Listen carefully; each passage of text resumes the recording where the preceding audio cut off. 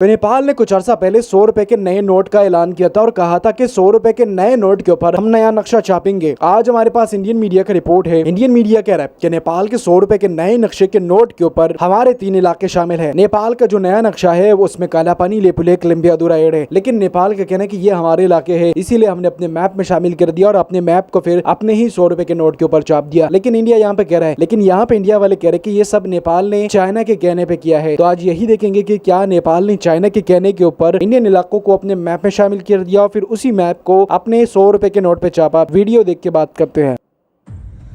पड़ोसी देश नेपाल के साथ सीमा पर कुछ क्षेत्रों को लेकर विवाद नई बात नहीं है, लेकिन जिस तरह से नेपाल सरकार ने 100 रुपए के नए नोट पर इन विवादित क्षेत्रों को अपने देश का हिस्सा दिखाने वाला नक्शा छापने का फैसला किया है, वो वाकई चौंकाने वाला है।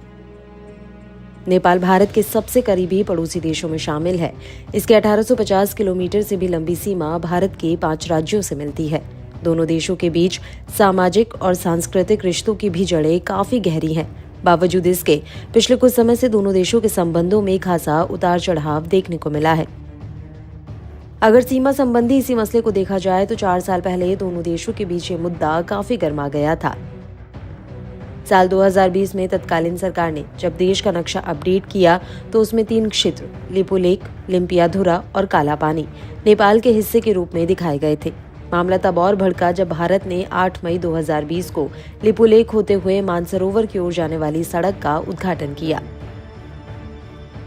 नेपाल ने इस पर कड़ी आपत्ति की, जबकि उत्तराखंड के पिथौरागढ़ से होकर जाती हुई ये सड़क पूरी तरह भारत के इलाके में पड़ती है। उस वक्त नेपाल सरकार ने नक्शे में बदलाव को मजबूती देने के लिए इसके पक्ष में संविधान संशोधन विधेयक भी पारित किया था। मामला इतना बढ़ गया कि दोनों देशों में अस्थायी तौर पर संवाद बंद हो गया। लेकिन ऐसे विवाद इस तरह के माहौल में नहीं सुलझाए जा सकते। जल्दी ही दोनों पक्षों को इसका एहसास हुआ और इस मसले को एक साझा प्लेटफॉर्म पर धीरे धीरे बातचीत के जरिए सुलझाने पर सहमति बनी।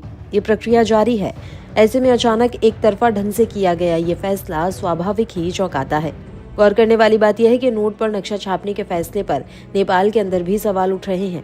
कहा जा रहा है कि जिन क्षेत्रों पर नेपाल के दावों को अंतर्राष्ट्रीय मान्यता हासिल नहीं हुई है, उन्हें देश की करेंसी पर छापने का फैसला कहीं जल्दबाजी साबित न हो जाए। बहरहाल, जहां तक सीमा संबंधी मतभेदों के सवाल है तो भारत स्पष्ट कर चुका है कि इस तरह की एक तरफा कार्रवाई से जमीनी हकीकत नहीं बदलने वाली।